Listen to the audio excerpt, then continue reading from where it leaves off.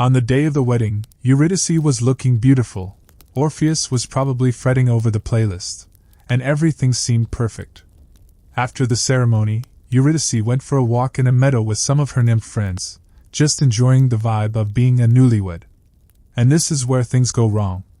Because in Greek mythology, you cannot just have a nice afternoon in a meadow. It's not allowed.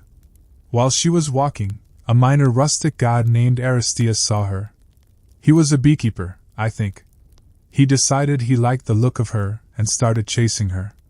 Apparently, chasing nymphs was just the standard way of saying hello back then. Eurydice, wanting nothing to do with this random beekeeper, started running. She was looking back over her shoulder to see if he was still following her. And because she wasn't looking where she was going, she stepped on a venomous snake. The snake, presumably annoyed at having its nap interrupted, bit her on the ankle. It was a very potent venom.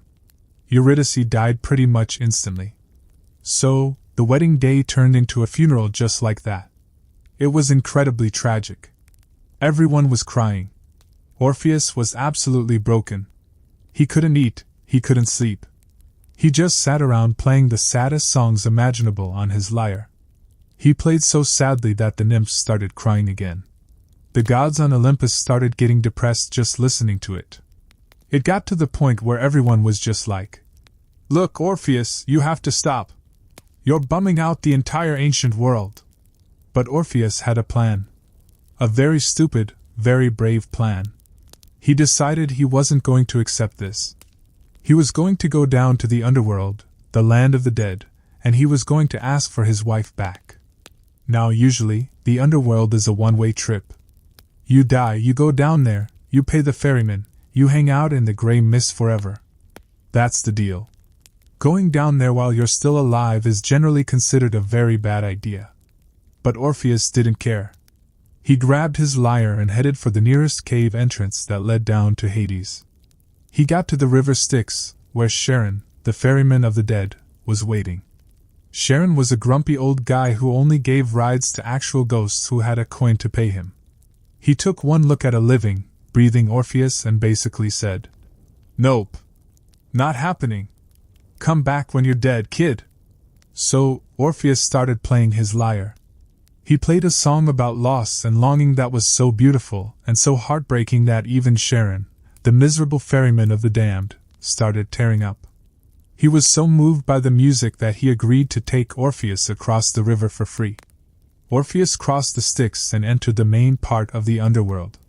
It was dark, gloomy, and full of shades drifting around aimlessly. He kept walking, playing his sad background music the whole time. He got to the gates of Hades itself, which were guarded by Cerberus, the giant three-headed dog. Cerberus was not a friendly dog. His job was to eat anyone who tried to get in or out without permission. But when Orpheus played his music, the giant hellhound just lay down, all three heads whimpering softly, and let him pass. It's amazing what a good melody can do. Finally, Orpheus reached the throne room of Hades, the king of the underworld, and his wife, Persephone. Hades was generally a pretty stern, humorless guy. He ran a tight ship down there. He wasn't known for doing favors. Orpheus didn't try to argue with him. He just stood in front of their thrones and started singing. He sang about how much he loved Eurydice, how unfair it was that she died so young just because she stepped on a snake, and how miserable he was without her. It was the greatest performance of his life. The ghosts in the room started weeping. Tantalus, who was cursed to be forever thirsty with water just out of reach, stopped trying to drink to listen. Sisyphus sat down on his rock and took a break from pushing it up the hill. The Furies, the goddesses of vengeance who literally had snakes for hair, started crying real tears. And then, the impossible happened. Hades, the cold-hearted king of the dead, felt a single tear roll down his iron cheek. Persephone was already sobbing. Hades looked at Orpheus and said, "Okay. You win. The music is too sad. You can have her back." Orpheus couldn't believe it. He had actually done it. He had charmed death itself. But because this is a Greek myth, there was a catch. Hades wasn't just going to let them walk out the front door holding hands. Here is the deal. Hades said, leaning forward on his throne.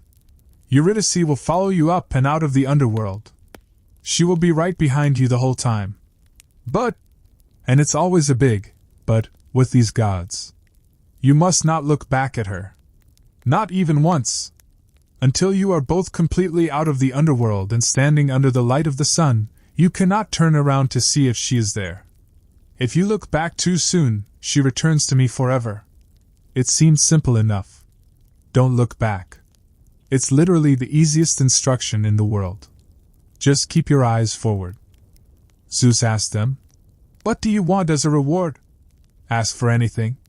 Baucis and Philemon whispered to each other for a moment. They didn't ask for gold. They didn't ask to be young again. Philemon said, "We want to be priests of your temple for the rest of our lives. And we have one other request. We have been together since we were young. We cannot bear to live without each other. Please let us die at the exact same moment, so I never have to see her grave, and she never has to bury me." Zeus, who had spent millennia cheating on his wife and causing drama, was genuinely touched. He granted the wish. Years later, when they were incredibly old, they were standing outside the temple talking. Suddenly Baucis saw leaves growing out of Philemon's clothes. Philemon saw bark growing over Baucis' skin. They knew it was time. "Farewell, my dear," they said in unison. The bark covered their mouths at the same instant. They turned into two trees, an oak and a linden, growing from the same trunk. Entwined together forever. It's not a curse, really. It's a mercy. But there is still something haunting about it. Standing there for centuries, leaves rustling together, unable to move, but never apart. And that is where we will end our tour. We have seen people turned into trees, birds, flowers, constellations, and echoes. We have seen the gods be cruel, and occasionally, surprisingly kind. But mostly, we've seen that love in Greek mythology is very tiring. It involves a lot of running, a lot of hiding, and a lot of unpredictable shape-shifting. So, be glad you are not in ancient Greece right now. Be glad you are just in your bed. No gods are watching you. No golden apples are being thrown. No swans are looking at you suspiciously. It is just you, and the dark, and the quiet. The stories are over. The heroes are dust. The monsters are asleep. You can let go now. Just drift. Float away on the dark water. You're still here? Okay. I get it. The ending wasn't enough. The silence got too loud. Your brain started making lists of things you need to do tomorrow. That's fine. We can keep going. We have plenty of scroll left. We thought we were done with Greek love stories, but honestly, we barely scratched the surface. The ancient Greeks had a bottomless pit of bad relationship advice. So if you're still staring at the ceiling, let's unroll the parchment again. Let's float back to the night sky. We spent some time with the sun god, Apollo, earlier. Now, it's only fair we visit his sister. Or rather, the titan who handled the night shift before the Olympians fully took over. Let's talk about Selene and Endymion. This is actually the perfect story for right now, because it is literally about competitive sleeping. Selene was the titan goddess of the moon. Every night she drove her silver chariot across the sky. It was a lonely job. Just her, the horses, and the void. She saw everything happening down on Earth, the secret meetings, the crimes, the bad poetry writing. One night, as she was gliding over the mountains of Latmus, she looked down and saw a shepherd named Endymion. Endymion was, well, he was just sleeping. He had found a nice cave, curled up on the grass, and passed out. But apparently, he was an incredibly beautiful sleeper. He looked peaceful. He wasn't drooling or snoring. He was just radiant. Selene parked her chariot, which probably messed up the tidal cycles for a few hours, but whatever, and floated down to look at him. She fell in love instantly. There is a recurring theme here of gods falling in love with people who are unconscious or running away. It says a lot about their attachment styles. She didn't wake him up. She just watched him. She thought he was perfect. But there was a problem. Selene was immortal. Endymion was just a guy. He was going to wake up, get old, get wrinkles, and eventually die. Celine didn't want that. She wanted him to stay exactly as he was, beautiful, peaceful, and quiet. So she went to Zeus. It always comes back to Zeus. She asked him to grant Endymion a favor. Zeus, who was probably just happy someone wasn't asking him for child support, said, "Sure. What does he want?" He didn't make it far. Zeus sent a massive storm. A hurricane. It smashed the ship to pieces. As Ceyx was drowning in the dark, churning water, he didn't pray to the gods. He just whispered Alcyone's name over and over until the water filled his lungs. Back at the palace, Alcyone didn't know. She spent her days weaving a robe for him to wear when he returned. She prayed to Hera every day for his safety. Hera felt a little awkward about this. It's uncomfortable to have someone praying to you for the safety of a guy you already drowned. So, she sent Morpheus, the god of dreams, to break the news. Morpheus is good at his job. He flew into Alcyone's bedroom while she was sleeping. He took the shape of Ceyx, but a drowned, wet, pale version of Ceyx. He stood by her bed, dripping water onto the sheets, and said, "My dear, your prayers are useless. I am dead.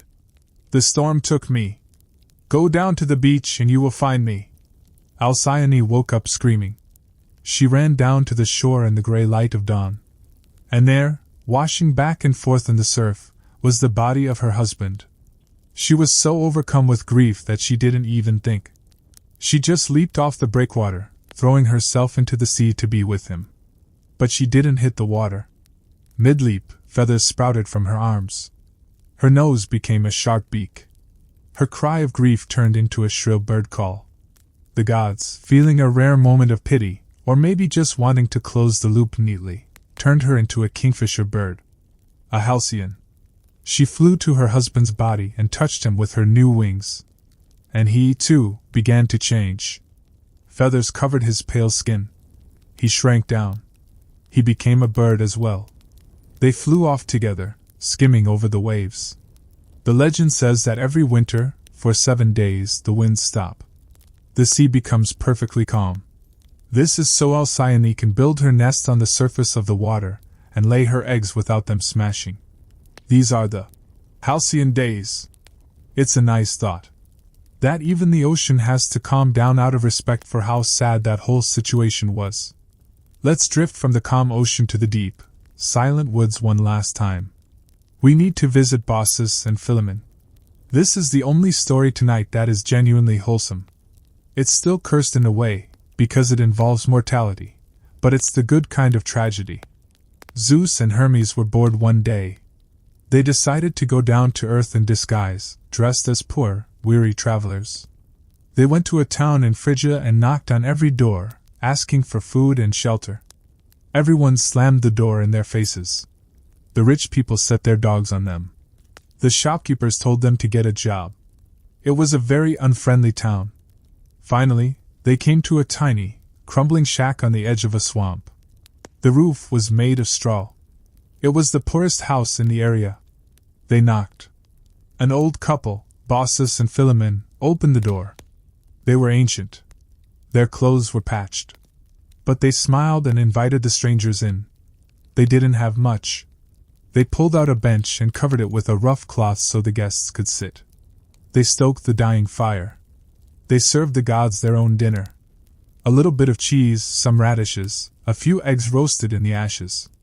They mixed their cheap wine with water to make it last longer. As they were eating, Baucis noticed something weird. The wine pitcher wasn't getting empty. Every time she poured a cup, the level of wine in the pitcher stayed the same. She nudged Philemon. "Look at the wine," she whispered. "These aren't normal drifters." They realized they were hosting gods. They panicked. They were terrified they hadn't served good enough food. They decided to sacrifice their only valuable possession, an old goose that guarded the house. They tried to catch the goose. But the goose was faster than 2 80-year-olds. It ran around the room, flapping and honking, and finally hid behind Zeus's legs. Zeus laughed. He told them to stop. "You don't need to kill the goose," he said. You were the only people in this whole terrible town who were nice to us. He told them to climb the mountain nearby. They grabbed their walking sticks and hobbled up the hill. When they looked back, their entire town was gone. It was underwater. Zeus had turned the whole valley into a lake to punish the rude neighbors. Only their little shack was left standing.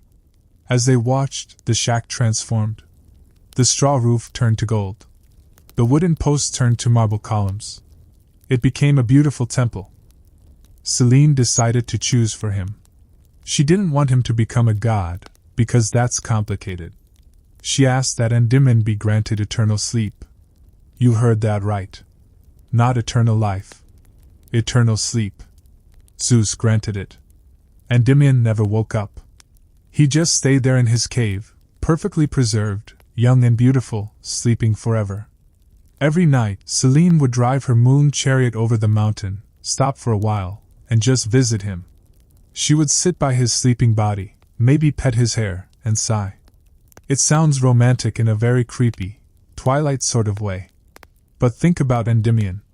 He went for a nap after a hard day of shepherding, and he just never woke up.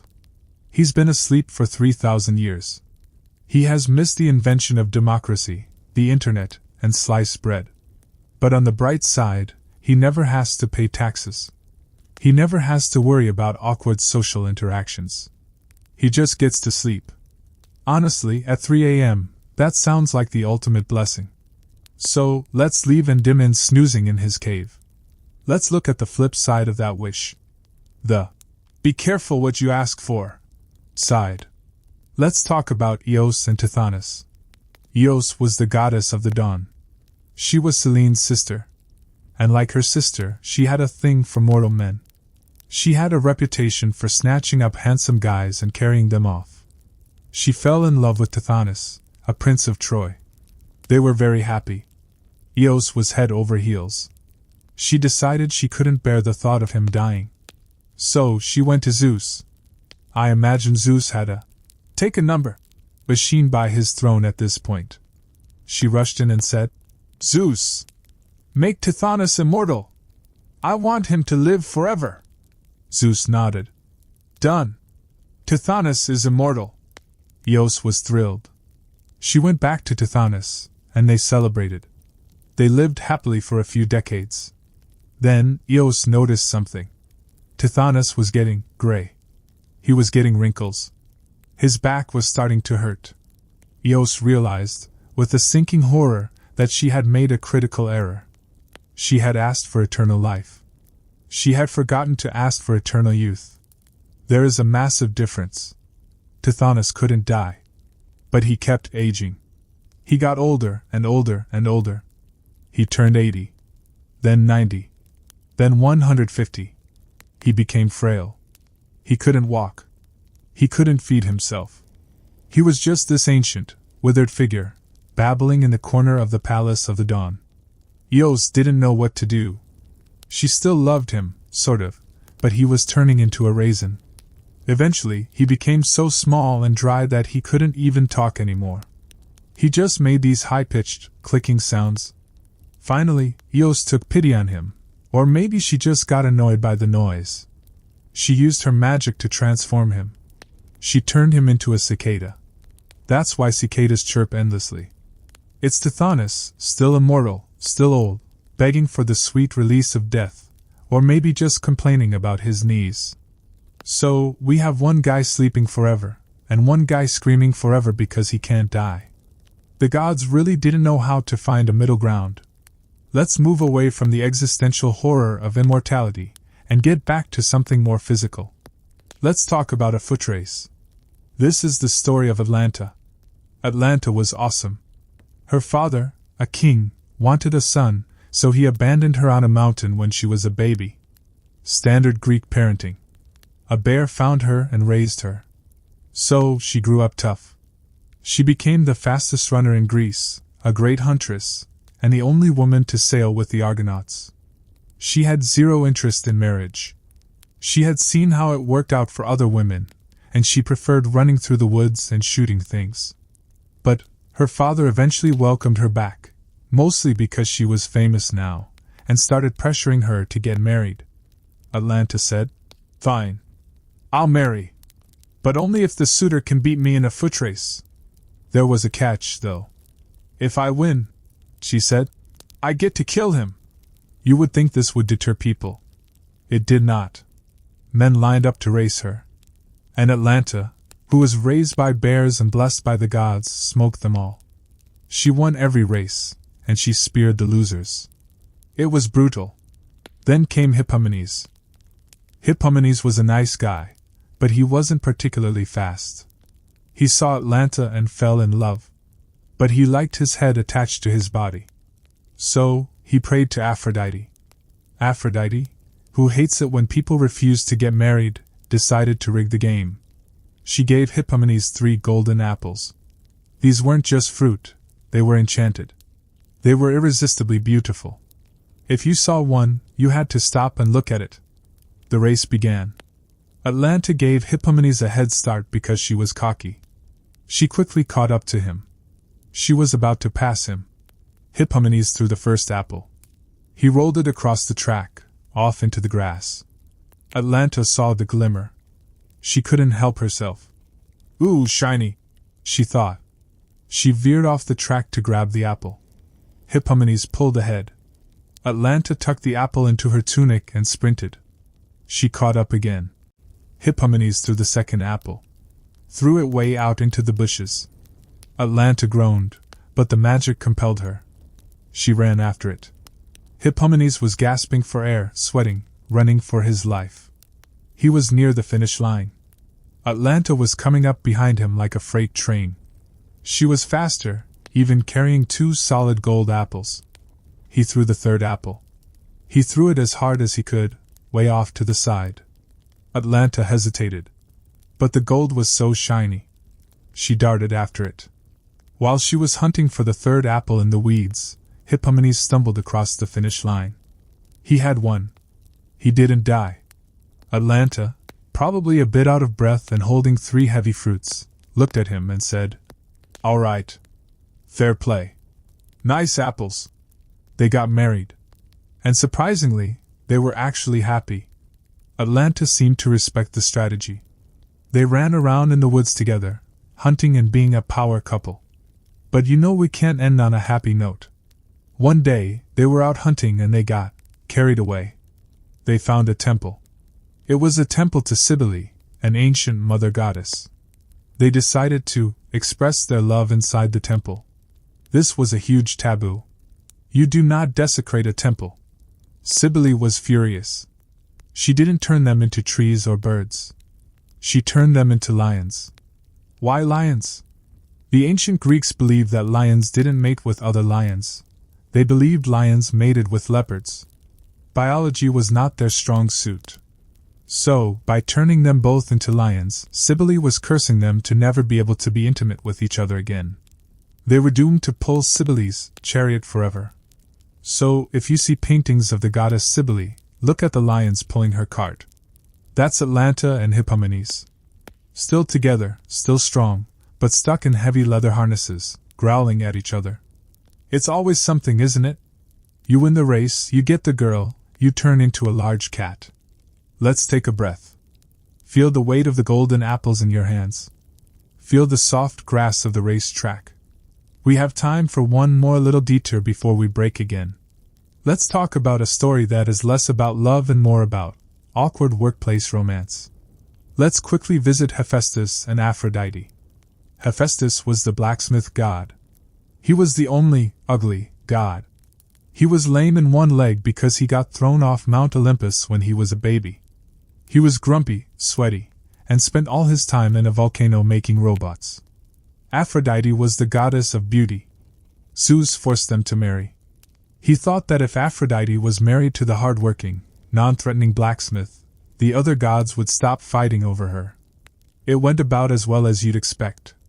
Aphrodite was miserable. She liked pretty things. Hephaestus liked anvils. She started having an affair with Ares, the god of war.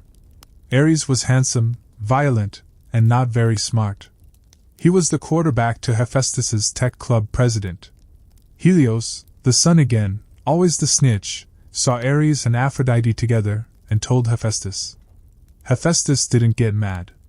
He didn't challenge Ares to a duel. He went to his workshop. He forged a net. It was made of chains as fine as spiderwebs, but unbreakable. He rigged it above his own bed. Then he told his wife, "I'm going away for the weekend to Lemnos. Have fun." As soon as he left, Ares snuck in. Looks like Theseus was a user. He got what he needed, the dead monster and the escape, and he didn't want the baggage of a Cretan princess. Ariadne was devastated. She was stranded on a desert island with no food, no boat, and no way home. She couldn't go back to Crete because she had betrayed her father. She was completely alone. She stood on the cliffs, screaming at the ship that was already too far away to hear her. It is one of the most famous images of abandonment in mythology. But this is one of the few stories tonight where the curse actually turns into an upgrade. While she was crying on the beach, she heard music. Not sad lyre music, but drums, flutes, tambourines. A procession was coming down the beach. It was a wild, colorful parade. There were leopards, and people dancing, and vines growing out of the sand. And in the center of it all, riding a chariot drawn by panthers, was Dionysus, the god of wine, parties, and general chaos. He saw Ariadne crying. And unlike Apollo, who would have chased her, or Zeus, who would have kidnapped her, Dionysus just stopped his chariot and walked over. He was generally a more chill deity. He asked her what was wrong. She told him about the thread, the minotaur, and the jerk who left her on the beach. Dionysus was indignant on her behalf. But he also thought she was amazing. He offered her a drink. He offered her a place in his retinue. And then, he offered her marriage. Now, marrying the god of wine sounds risky. But by all accounts, they had a great marriage. He actually treated her well. He made her immortal. When she eventually died, or ascended, depending on the version, he took the crown she wore at their wedding and threw it into the sky. It became the constellation Corona Borealis, the northern crown. You can still see it. A little semicircle of stars. So, Ariadne went from being the abandoned sidekick of a fake hero to being the wife of a god, living in eternal party, with her own constellation. Theseus, meanwhile, went home, forgot to change his sails from black to white, and accidentally caused his own father to commit suicide out of grief. So really, Ariadne won that breakup. But still, the image of waking up alone on a beach, realizing the person you saved has left you behind, that's a very specific, quiet kind of nightmare. Let's let the sound of the Naxos waves wash that away. Just imagine the tide coming in, the foam bubbling on the sand, the sun setting, turning the sky purple and gold. We are about halfway through our journey now. We have seen trees, and flowers, and islands. But there are still more curses to uncover. More family trees that need pruning. Let's take a moment here. Adjust your pillow. If you're still awake, just focus on the darkness behind your eyelids.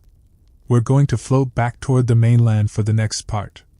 We're going to visit a city that is famous for its walls, and for a war that ruined everything for everyone. We are heading toward Troy. But we'll save the war for history class. We're interested in the people who caused it, and the people who suffered for it. We are in the final stretch now. If you are still awake, you are a true scholar of insomnia. If you are asleep, then this is just a signal to your subconscious to keep drifting deeper. We have seen gods behaving badly, mortals making terrible wishes, and lions eating veils. We have covered the loud, messy, fiery breakups. Now, for our final act, we are going to look at the quiet ones. The stories that end not with a bang, but with a strange, silent transformation. Let's talk about Ceyx and Alcyone. This is a story about a king and queen who were just annoying. Not evil. Just annoying. Ceyx was the king of Trachis. Alcyone was his wife. They were very happy. Too happy. They were so in love and so pleased with themselves that they started calling each other Zeus and Hera in private. "Pass the salt, Zeus," she would say. "Here you go, Hera," he would reply. It was their little inside joke. But as we know by now, the gods have zero sense of humor about identity theft. The real Zeus and Hera were listening, and they were not amused. They decided to put an end to the roleplay. Ceeks had to go on a sea voyage to consult an oracle. Alcyone begged him not to go. She had a bad feeling. She knew the winds were dangerous. She clung to him on the beach, weeping, asking him to stay. But Ceeks was confident. He kissed her goodbye and sailed off. And on that cheerful note, we're going to pause. Let the image of the dark tree and the quiet spring settle in your mind. We have plenty more to cover. The night is long. The myths are endless. Just breathe. Relax. And let's prepare to move on. We are drifting deeper now. Leaving behind the tragic lovers of Babylon and floating down, down, down. We're going back to the underworld, but this time, we're looking at the power couple of the dead. The original, goth, aesthetic icons. We are talking about Hades and Persephone. Now, modern reinterpretations love to make this a sweeping romance. You see it in webcomics, young adult novels, fan fiction. They paint Hades as this misunderstood, brooding bad boy and Persephone as the girl who brings light to his dark world. And honestly, it's a nice thought. We all want the guy who runs the afterlife to have a soft side. But the original myth is less, romance novel, and more. Unauthorized kidnapping followed by a complex custody battle. It starts with Persephone. She was the daughter of Demeter, the goddess of the harvest. Demeter was the original helicopter parent. She loved her daughter obsessively. They were a package deal. Where Demeter went, the crops grew. Where Persephone went, the flowers bloomed. It was very cottagecore. One day, Persephone was out in a meadow gathering flowers. She was with some nymph friends, just hanging out, picking violets and lilies. She saw a particularly beautiful narcissus flower. Remember our friend from the last part? It's all connected, and she wandered away from the group to pick it. This was a trap. Hades, the king of the underworld, had been watching. He had decided he needed a queen. It gets lonely down there with just the ghosts and the three-headed dog. So, he went to his brother Zeus and said, "I want to marry Persephone." Zeus, who is historically the worst father in the universe, said, "Sure, go for it. But don't ask Demeter. She'll say no. Just grab her." So, as Persephone reached for the flower, the earth split open. A giant chasm appeared in the meadow. Out of the darkness charged a chariot drawn by 4 black, immortal horses. Hades was driving. He scooped Persephone up, threw her into the chariot, and before she could even drop her bouquet, they plunged back down into the earth. The hole closed up behind them. Gone. Just like that. Up on the surface, Demeter heard her daughter cry out. She rushed to the meadow, but there was nothing there. No footsteps, no chariot tracks. Just some trampled grass. Demeter went into full panic mode. She searched the entire earth for 9 days and nights. She carried torches, she didn't eat, she didn't sleep. She asked everyone, "Have you seen my daughter?" But nobody wanted to snitch on Hades. Even the trees were like, "I saw nothing." Finally Helios, the sun god, who sees everything because he's literally the sun, felt bad for her. He told her, "Look, it was Hades." And Zeus gave him permission. "She's the queen of the underworld now. You should probably just accept it. It's a good match, politically." Demeter did not think it was a good match. She was furious. She was heartbroken. And because she was the goddess of the harvest, her mood swings had global consequences. She went on strike. She refused to let anything grow. She withdrew her power from the earth. The leaves fell off the trees. The crops withered. The seeds stayed underground. The earth turned cold and gray. It was the first winter. Zeus sat up on Olympus, watching the humans down below start to starve. He realized that if all the humans died, there would be nobody left to sacrifice to him, and his ego couldn't handle that. He realized he had to fix this.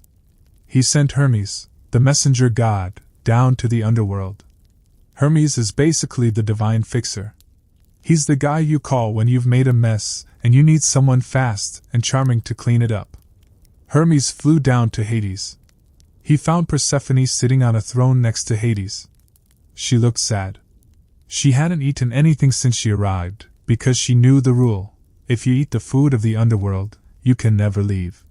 Hermes said, "Hades, my guy. You have to let her go. Her mom is killing the planet. It's a whole thing." Hades, surprisingly, didn't fight it. He was shrewd. He knew he couldn't win a direct war against Demeter's grief. He looked at Persephone and said, "Okay. Go home to your mother. But try not to think too badly of me." Persephone was thrilled. She jumped up to leave. She was ready to sprint to the chariot.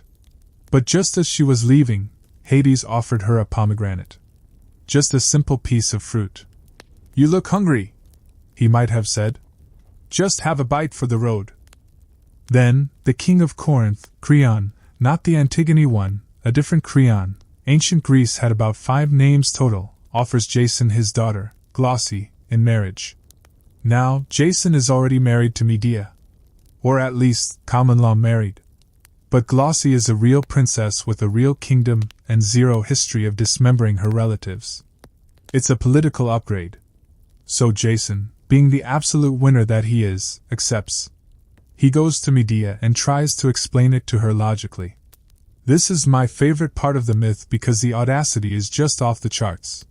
He tells her, "Look, babe, I'm doing this for us. If I marry the princess, our kids will have royal step-siblings. It's good for their networking. I'm not leaving you because I don't love you. I'm leaving you because it's a smart career move. You should be thanking me." He actually expects her to be okay with it. He forgot who he was dealing with. He forgot that this is the woman who betrayed her father, killed her brother, and boiled a king just to help him. Medea does not take it well. But she doesn't scream. She gets very calm. She pretends to accept it. She says, "You're right, Jason. I was being silly. I want to make peace with your new bride." She prepares a wedding gift for Glauce. It's a beautiful, golden robe and a crown. She sends her own children to deliver it to the palace. Glauce sees the robe and loves it. She's young, she's naive, she puts it on immediately. She twirls around in front of the mirror. But the robe has been treated with some very nasty poisons. As soon as it warms up against her skin, it bursts into unquenchable magical flames. Glauce dies in agony. Her father, King Creon, tries to save her, and he catches fire too. The whole palace burns down. Jason rushes back to his house to confront Medea, probably to yell, "What did you do?" But he's too late. Medea has killed their 2 children. Now, in the myth, this is the ultimate act of revenge against Jason, to leave him with absolutely nothing. No legacy, no family, no wife. It's horrific. It's the darkest point of the story. She is standing on the roof of their house. But she's not waiting for the police. A golden chariot drawn by dragons descends from the sky, sent by her grandfather, the sun god Helios. Because apparently the gods are still on her side. She gets in the chariot with the bodies of her children. Jason is standing on the ground, shouting, waving his sword, completely impotent. He begs to at least have the bodies to bury. Medea looks down at him and says, essentially, "No. You don't get anything. You broke your oath. You used me and threw me away. Now you can sit in the ruins of your life." And she flies away. Just takes off into the sunset. She goes on to have a whole other life in Athens, marrying another king, trying to kill Theseus. She stays busy. She never really faces justice. She eventually becomes immortal. And Jason? The great hero? He doesn't die in battle. He doesn't get a glorious end. He ends up as a lonely, sad old man. He wanders back to the beach where the Argo is rotting away on the sand. The ship is falling apart, just like him. He sits down in the shadow of the ship to take a nap, dreaming about the glory days. And while he's sleeping, a rotten beam from the stern of the ship, the part dedicated to Hera, the goddess of marriage whom he had offended, snaps off. It falls on his head and kills him instantly. killed by his own rotting boat. It's a very undignified end, but fitting. He spent his whole life being propped up by others, so it makes sense that the symbol of his success is what finally took him out. So, let's leave Jason under that piece of wood. It's quiet there on the beach. The waves are washing in and out. The dragons are gone. The fire is out. It's just the sound of the sea. Let's drift away from that disaster. We've had a lot of betrayal and fire. Let's find something a little simpler. A little more reflective. Let's float over to a quiet pool in the middle of a dense forest. The water is perfectly still, like a mirror. We are going to talk about Narcissus. Now, everyone knows the basics of Narcissus. He's the guy who fell in love with his own reflection. But the story leading up to it is a classic example of Greek tragedy logic, where everyone is just a little bit petty. Narcissus was the son of a river god and a nymph. When he was born, his mother asked the blind prophet Tiresias if the boy would live a long life. Tiresias, who was famous for giving very unhelpful riddles, said, "Yes, as long as he never knows himself." Which sounds like deep philosophical advice, but it was actually quite literal. Narcissus grew up to be impossibly beautiful. He was stunning. Everyone who saw him fell in love with him.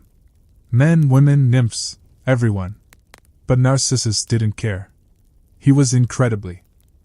Now, depending on which version you read, either she was so hungry she ate it without thinking, or he tricked her, or she ate it willingly because she actually kind of liked him by then.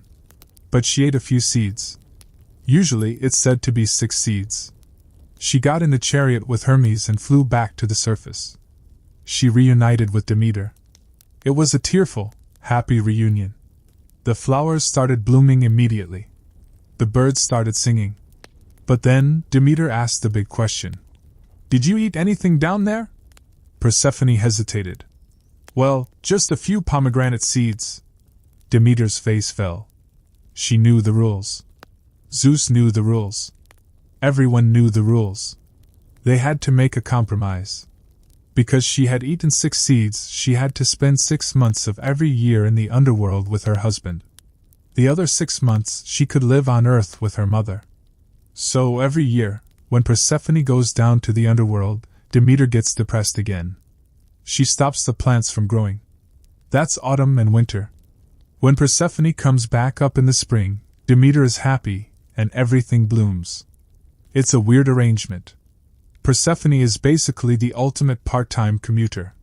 She's the queen of the dead for half the year, ruling over ghosts, managing the check-in desk, keeping the Furies in line, and a flower maiden for the other half. It's a serious work-life balance issue. But eventually, she seemed to grow into the role. In later myths, whenever heroes come down to the underworld, Persephone is usually the one who listens to them. She's the one who was moved by Orpheus's song. Hades is just the stony bureaucrat. Persephone is the one with a bit of empathy. So maybe it worked out. Maybe she likes the quiet down there.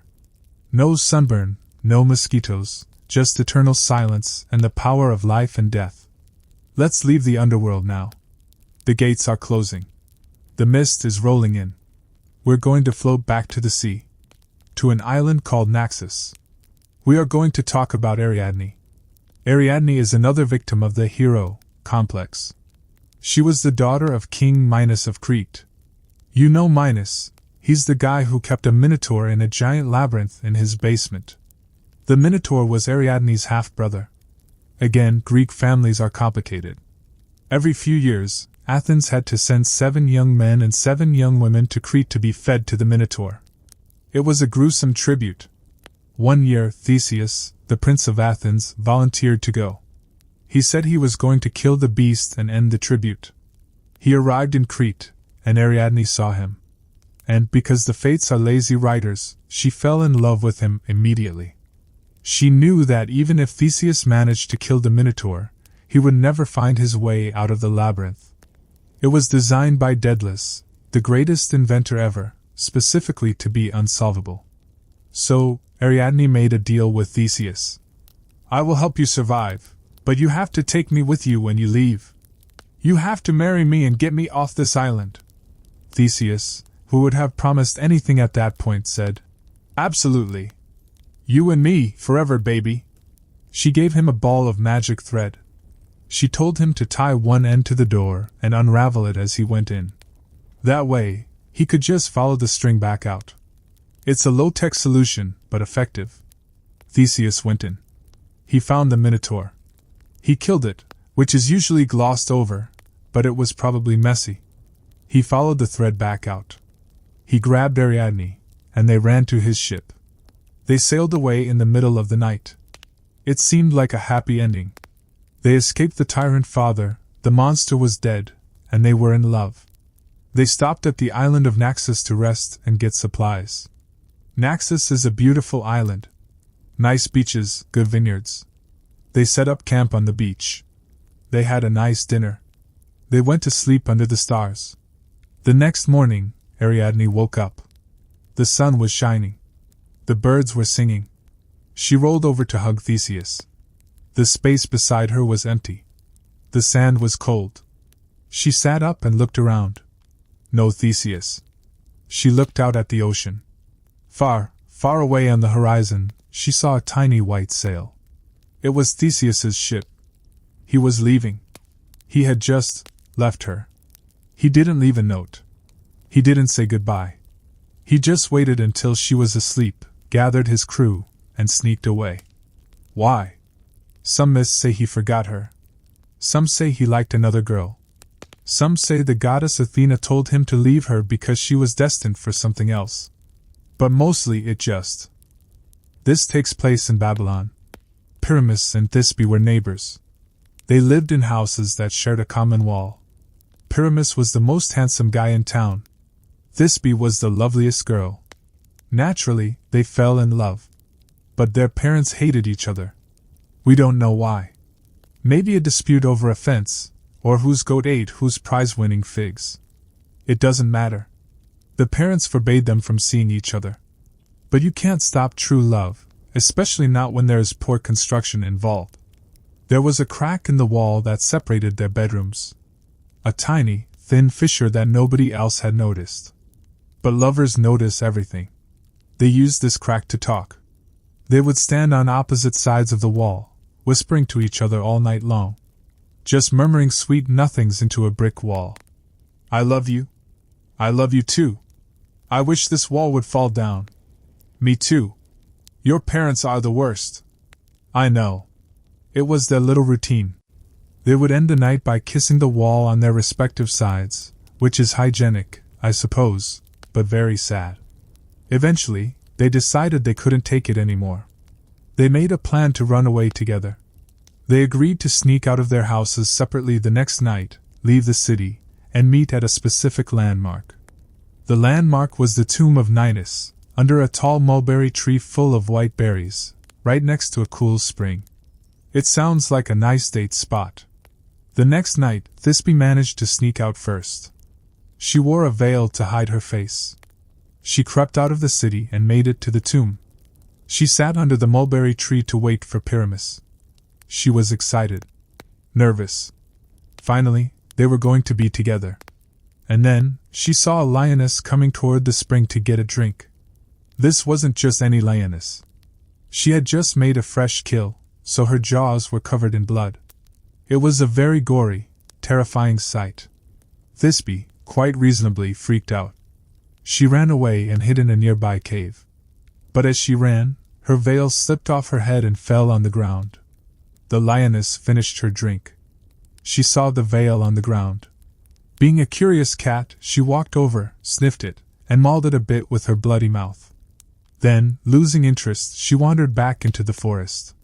So now, we have a torn, bloody veil lying under the tree.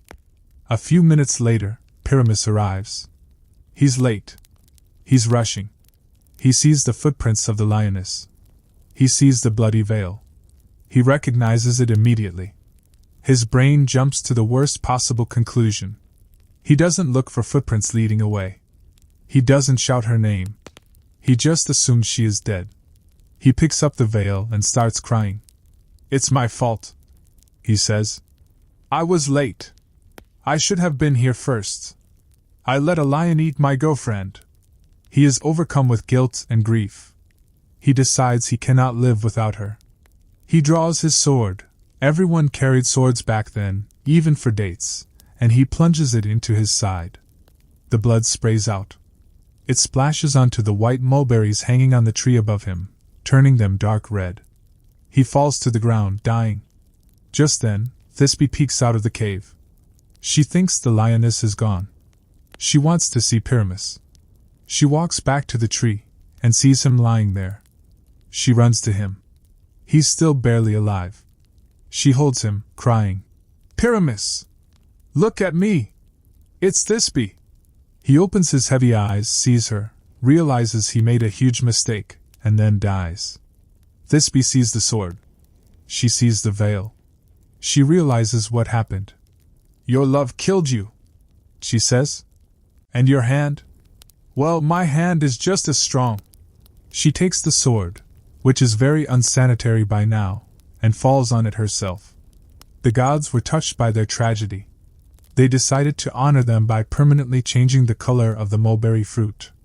To this day, mulberries start white, then turn red, and finally dark purple when they are ripe, in memory of the two lovers who died because of a misunderstanding and a lioness. It's a heavy story. But it's also very quiet. Just two people under a tree in the moonlight. Hey guys. Tonight we're going to drift back to ancient Greece. So, go ahead and dim the lights all the way down. Maybe grab that extra blanket, the heavy one. Get yourself completely horizontal. Let your shoulders drop. Just get comfortable. We are going to spend the next few hours floating through some of the absolute worst relationships in classical mythology. And I don't mean worst, as they argued about where to go for dinner. I mean worst, like one of them ended up as a tree, or was dragged down to the underworld, or accidentally ate their own relatives. Because that's just how the Greek gods rolled. They were immortal, incredibly powerful, and emotionally stunted at about the level of a moody teenager. So tonight, we are looking at cursed love stories. The kind of romances that were doomed before the first date even happened, usually because Zeus was involved somehow, or because someone forgot to pay a very specific compliment to Aphrodite. It's all very messy, very tragic, and honestly, kind of exhausting. Which is perfect for us right now. So just close your eyes, and let's float on over to Mount Olympus to see who's ruining whose life today. Let's begin with Apollo. Apollo was the god of a lot of things. Music, prophecy, healing, the sun. He was basically the golden boy of Olympus. He was incredibly handsome, very talented, and he absolutely knew it. He was the kind of guy who would bring a guitar to a party even though nobody asked him to, just so he could play Wonderwall, and wait for everyone to swoon. One day, Apollo was feeling particularly good about himself because he had just killed Python. Python was this giant, slimy serpent dragon thing that lived near Delphi. It was a whole ordeal. Apollo shot it with a bunch of arrows. It was very heroic, and he was riding high on adrenaline. He felt untouchable. So, he's walking around, dusting off his golden bow, feeling very smug, when he runs into Eros. You probably know Eros better by his Roman name, Cupid. He's the little winged guy with the bow and arrows who makes people fall in love. Except in the older Greek myths, he wasn't always a cute baby. Sometimes, he was a full-grown, very petty minor deity. Eros was just minding his own business, maybe polishing his own little arrows, and Apollo decided to start something. Because he was feeling cocky, Apollo looked at Eros and basically said, "Hey, nice toy bow. Maybe leave the archery to the big boys. I just killed the dragon, you know. What are you going to do with those little twigs? Give someone a mild crush?" Now, if there is one rule in Greek mythology, it is this: do not insult another god's area of expertise. Just don't do it. It never ends well. Eros didn't yell. He didn't throw a tantrum. He just got very, very quiet. He looked at Apollo and said, in a very calm voice, "Your arrows may be able to kill serpents, Apollo. But my arrows can do a lot more damage than that." Apollo probably laughed and walked away, thinking he'd won that little exchange. But Eros was already plotting. He flew up to the top of a mountain, which is where all good revenge plots start, and he pulled out 2 very specific arrows from his quiver. The first arrow was made of gold, with a sharp, shining tip. This was the arrow that caused instant, obsessive, overwhelming love. The kind of love where you stop washing your hair and write 50 bad poems a day. Eros took this golden arrow and he shot Apollo right in the chest. Apollo didn't even feel it land, but suddenly, his entire immortal being was filled with a desperate need to find someone to love. The second arrow was different. It was blunt, it was heavy, and it was tipped with lead. This was the anti-love arrow. If you got hit with this thing, the very idea of romance or affection became deeply repulsive to you. You just wanted to be left alone to organize your stamp collection or something. Eros took this lead arrow and he looked around for a target. He spotted a nymph named Daphne. Daphne was a naiad, a water nymph, and the daughter of a river god. She was already pretty independent. She liked hunting, she liked hanging out in the woods, and she had zero interest in getting married. She was perfectly content just doing her own thing. So, of course, Eros shot her with the lead arrow.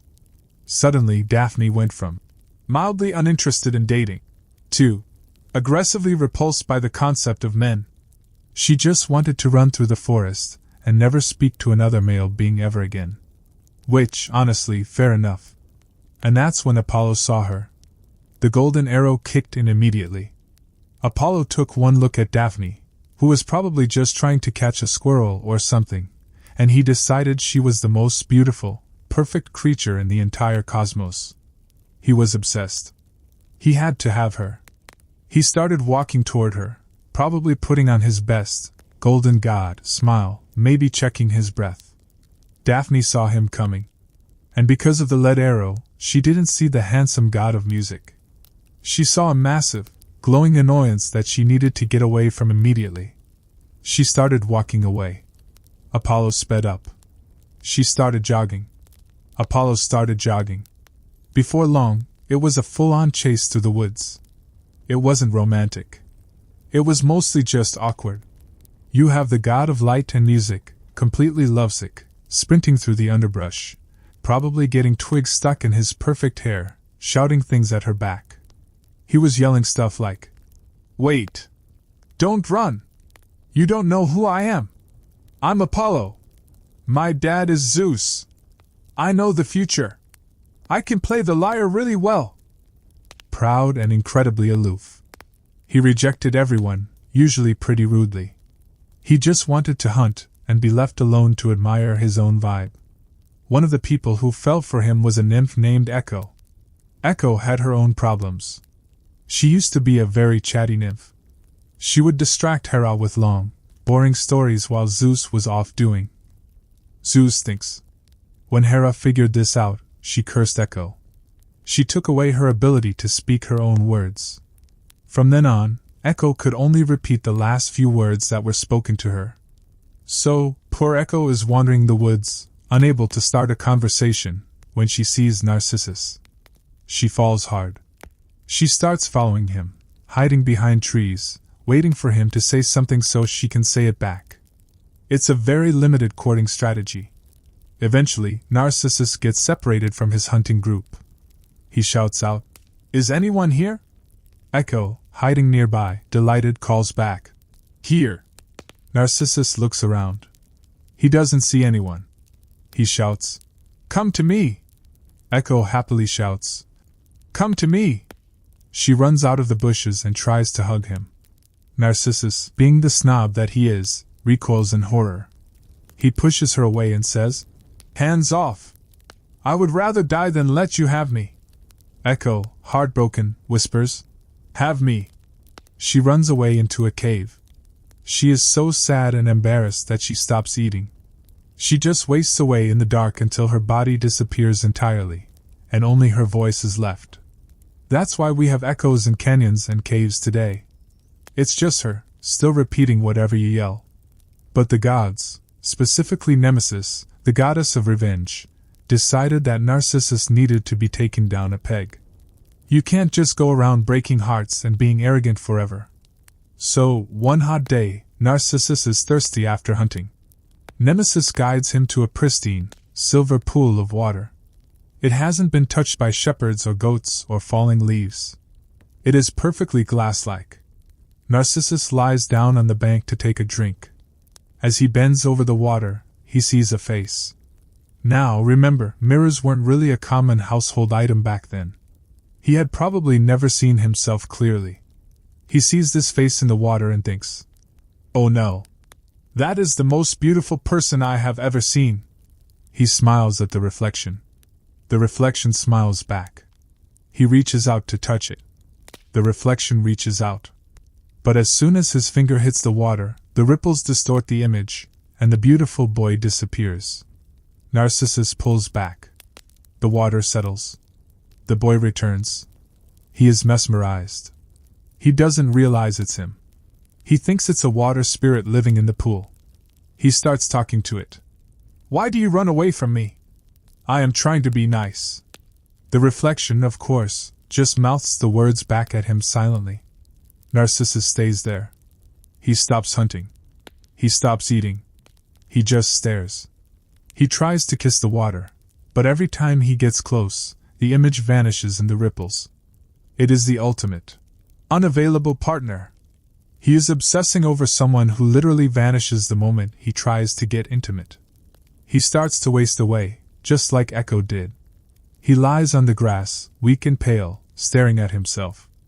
Echo, who is still a disembodied voice nearby, watches the whole thing. Even though he rejected her, she still feels bad for him. When Narcissus sighs, "Alas!" Echo sighs, "Alas!" Finally, Narcissus realizes he is dying.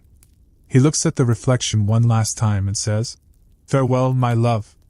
Echo whispers, "Farewell." His head drops to the grass. He dies. The nymphs of the forest, his sisters, come to prepare his funeral. They are going to build a pyre. But when they go to pick up his body, it's gone. In its place, growing right by the water's edge, is a flower with white petals and a golden center. The narcissus flower. The daffodil. It's a very quiet ending. No dragons, no burning palaces. Just a guy who loved himself so much he turned into a plant. It's almost peaceful, if you ignore the starvation part. There is something hypnotic about staring into water. Just watching the surface tension, the little reflections of the trees. It's easy to get lost in it. So imagine that pool. Still, cool, dark water. The forest is silent around it. Just the faint rustle of leaves. We're going to stay in this quiet mode. We're going to float away from the pool, through the trees, and find another story. A story that is just as tragic, but maybe a little bit sweeter. We're going to look at the story of Pyramus and Thisbe. If you've ever read Romeo and Juliet, or watched West Side Story, or seen any teen drama ever, you know this story. Shakespeare basically copy-pasted this myth. But the original has a lioness, which honestly makes it better. Jason goes back to his ship and has a panic attack. He has absolutely no idea how to do any of this. He's ready to pack it up and go home. Enter Hera and Athena. The goddesses on Olympus are watching this, and they realize their chosen hero is about to fail immediately. So, they decide he needs help. They go to our old friend Eros, Cupid, and tell him to shoot King Aetes' daughter, Medea, with one of those golden love arrows. Medea is not just a princess. She is a priestess of Hecate. She is a powerful sorceress. She knows potions, she knows spells, and she is generally the smartest person in any room she walks into. So Eros shoots her. And suddenly, Medea looks at Jason, this weeping, incompetent frat boy of a hero, and decides he is the love of her life. It's the only explanation for what happens next, because logically, she should have let him get eaten by the bulls. Medea sneaks out to meet Jason and says, "Look, you're going to die tomorrow. But I can fix it." She gives him a special ointment that makes him fireproof and invincible for one day. She tells him exactly how to handle the bulls. Then she tells him the secret to the skeleton army. If you throw a rock in the middle of them, they're too stupid to realize who threw it, and they'll just start fighting each other until they're all dead. Jason takes the ointment, he takes the advice, and the next day, he performs the tasks perfectly. He struts around the field like he's a genius tactician. King Eats is furious, because the impossible tasks were supposed to be, well, impossible. But Eats still won't give up the fleece. He plans to burn the Argo and kill the sailors that night. Medea, who is now fully committed to this disastrous relationship, runs to Jason and says, "We have to leave now. But first, we're stealing the fleece." They go to the sacred grove where the fleece hangs on an oak tree. It's guarded by a sleepless dragon. Jason, true to form, draws his sword, ready to do something useless. Medea pushes him aside. She starts singing a magical lullaby and sprinkling drops of a sleeping potion into the dragon's eyes. The giant beast slowly closes its eyes and slumps over, snoring. Jason grabs the fleece, which probably smelled terrible, by the way. It's an old sheepskin that's been outside for years, and they run back to the ship. They set sail, and Medea brings her little brother, Absyrtus, along as a hostage. This is where the story gets very dark, very fast. King Eats chases them with his navy. He's catching up. Medea realizes they're going to get caught. So, she makes a calculated, brutal decision. She kills her brother, chops him into pieces, and throws the pieces into the ocean one by one. She knows her father will stop to collect the pieces of his son to give him a proper burial. And he does. The king stops his ship to gather his son, and the Argo escapes. Jason is standing there, watching this woman dismember her own sibling to save his life, and he's probably thinking, "Wow, she's really intense." But he doesn't say anything, because he needs to get away. It's the first big red flag in a relationship made entirely of red flags. They spend the next 10 years wandering around, having adventures. Every time they get into trouble, Jason looks panicked, and Medea uses magic to solve it. They face a giant bronze robot named Talos. Medea tricks it. They get stuck in a storm. Medea prays them out of it. She basically carries him through the entire Odyssey. They finally get back to Iolcos, Jason's hometown. They deliver the fleece to King Peleus, the guy who sent Jason on the quest in the first place hoping he'd die. Peleus is old now, but he still refuses to give up the throne. He's like, "Thanks for the fleece, great job, but I'm staying king." Jason pouts. He doesn't know what to do. So he turns to Medea and says, "Can you fix this?" Medea says, "Sure." She goes to King Peleus' daughters. She tells them she has a spell that can make their father young again. To prove it, she takes an old ram, chops it up, throws it in a boiling cauldron with some herbs, and a little baby lamb jumps out. The daughters are amazed. They think this is great. They want to help their dad. So that night they chop up their father, King Peleus, and throw him in the pot. They wait for him to jump out as a young man. He does not jump out. Because Medea didn't put the magic herbs in this time. It was just a pot of boiling water. So, the king is dead. Technically, Medea didn't kill him. His daughters did. It's a very lawyer-wide distinction. But the people of Iolcos are horrified.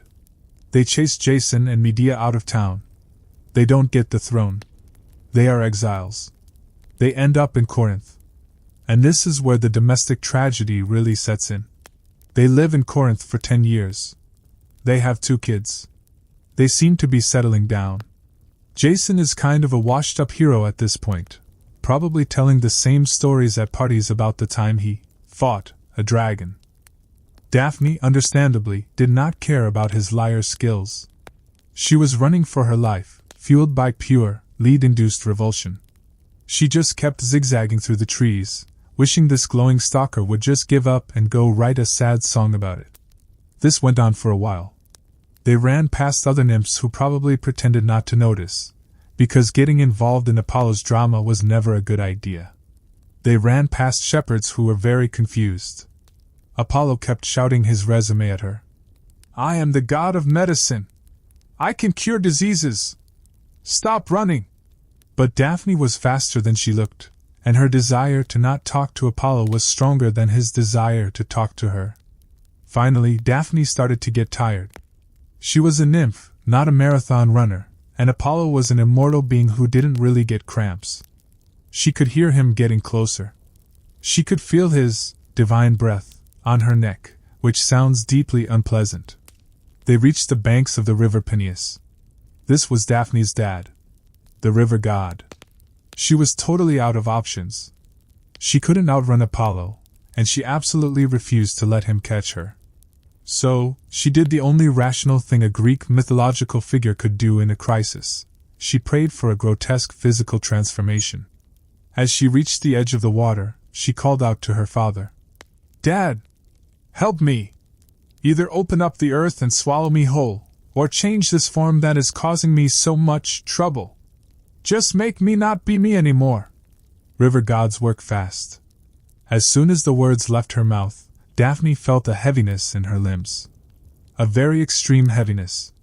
Apollo was just reaching out to grab her shoulder, probably about to launch into another speech about his archery trophies, when Daphne stopped moving. Her feet, which were planted in the mud by the riverbank, started to root down. Her toes elongated and turned into thick, gnarled roots that dug deep into the soil. She tried to lift her arms, but they were becoming stiff and wooden. Her soft skin was rapidly turning into rough, gray bark. It crept up her legs, over her torso, covering her face. Her hair, which Apollo thought was so lovely, turned into glossy green leaves. Her arms became branches. In the span of about 5 seconds, Daphne, the independent water nymph, had turned into a laurel tree.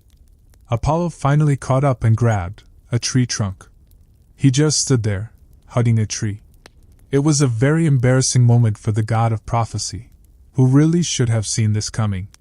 He could still feel her heart beating faintly under the new bark, which is a little horrific if you think about it too much, so let's not. He was devastated. His golden arrow obsession didn't just go away because she was woodwork now. He looked at the tree and said very sadly, "Well, since you can't be my wife, you shall at least be my tree," which is a very strange consolation prize. He decided that from then on, the laurel tree would be his sacred symbol. He promised that its leaves would never turn brown or fall off, so it would always be evergreen. Then, because he was Apollo and he had a flair for the dramatic, he broke off some of her branches, which seems a bit rude, considering she just turned into a tree to get away from him, and wove them into a wreath. He put the laurel wreath on his head and declared that from now on, winners of games and great poets would wear laurel wreaths in his honor. So, basically, Daphne just wanted to be left alone, got chased down by a golden stalker, turned herself into vegetation to escape, and then ended up being worn as a hat by the guy she hated. It's not exactly a fairy tale ending. Apollo wore that wreath everywhere for a while, looking very solemn and tortured. It was his sad boy phase. But don't worry too much about him. He got over it eventually and moved on to other disastrous relationships. He was immortal, after all. He had plenty of time to make things awkward for other people. But we'll get to those later. For now, let's just leave Apollo staring sadly at a piece of shrubbery by the river. Let's float over to another part of the ancient world and look at a different kind of cursed relationship. This one involves less cardio and more navigating the complex bureaucracy of the underworld. We're going to talk about Orpheus. Orpheus was, without a doubt, the greatest musician who ever lived. He was so good that when he played his lyre, the birds would stop singing to listen. Wild animals would become tame and sit at his feet. Even rocks and trees would supposedly scoot a little closer to hear him play. He was basically a one-man divine Spotify playlist. He was sensitive, artistic, and probably wore a lot of dark tunics. And he was deeply, madly in love with a nymph named Eurydice. Now, for once in Greek mythology, this relationship actually seemed to be going well. It wasn't started by a vengeful god, there were no golden arrows involved, and nobody was related to each other in a weird way. They just genuinely liked each other. It was nauseatingly sweet. They decided to get married. It was going to be the wedding of the century. Everyone was invited. The muses were probably going to be the bridesmaids. It was a whole thing. Orpheus agreed immediately. No problem, he thought. I can definitely walk in a straight line without turning my head. So, he turned around and started the long walk back to the surface. He couldn't hear Eurydice behind him because she was still a shade, a ghost, and ghosts don't make footsteps. He walked past Cerberus, who was still sleeping off the concert. He got back on Charon's boat and crossed the river Styx in silence. He started the long, steep climb up the tunnel toward the world of the living. It was a long walk. And the whole time, Orpheus's brain was starting to mess with him. Is she really back there? He wondered. Did Hades trick me? He's the god of the dead. He's probably a liar. What if I'm just walking up here alone like an idiot? What if she tripped? What if she got stuck behind a rock? I can't hear anything. Why is she so quiet? The anxiety was building and building with every step. It was pure torture. He just wanted one little glance to reassure himself. Finally, up ahead, he saw a faint gray light. It was the exit. They were almost there.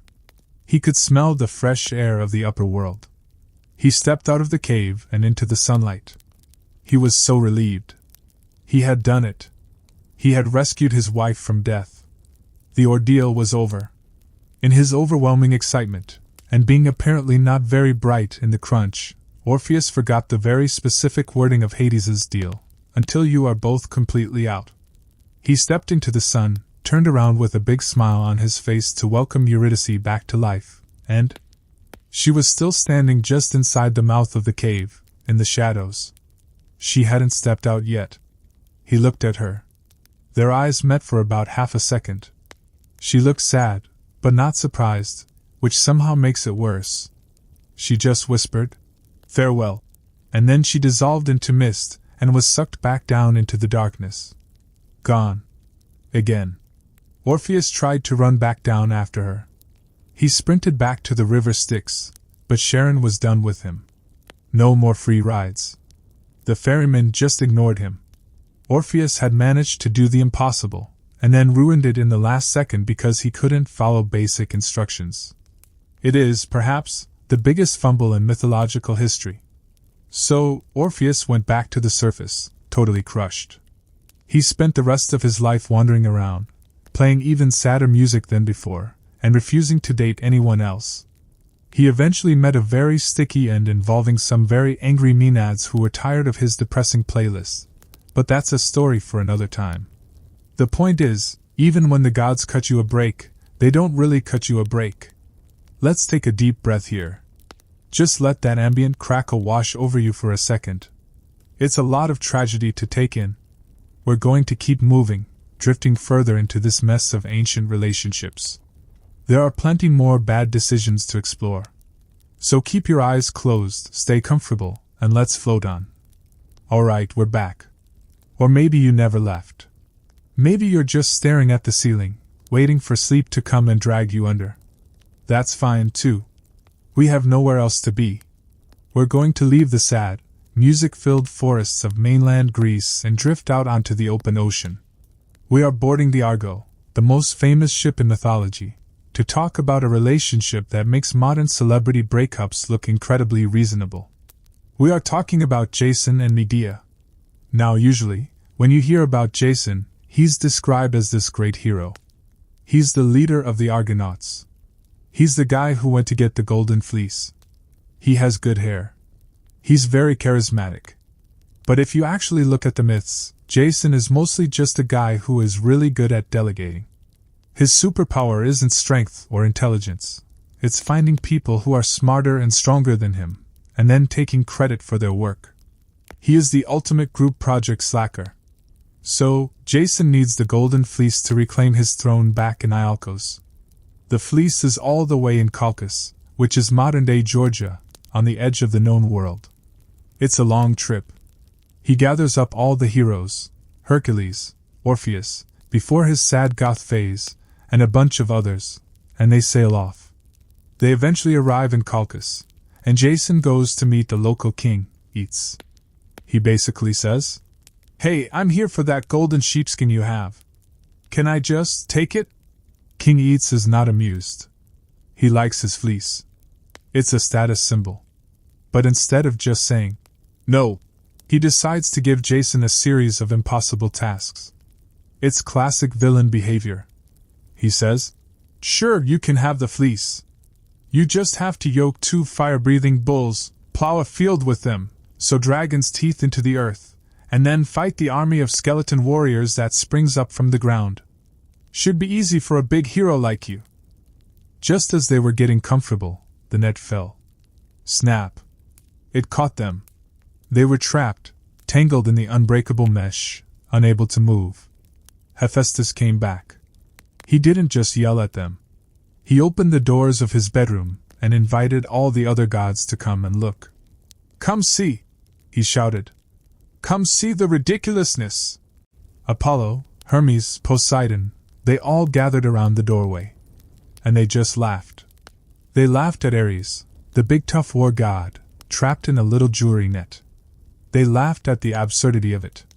It's one of the few times in mythology where a betrayal ends in a sitcom moment rather than a murder.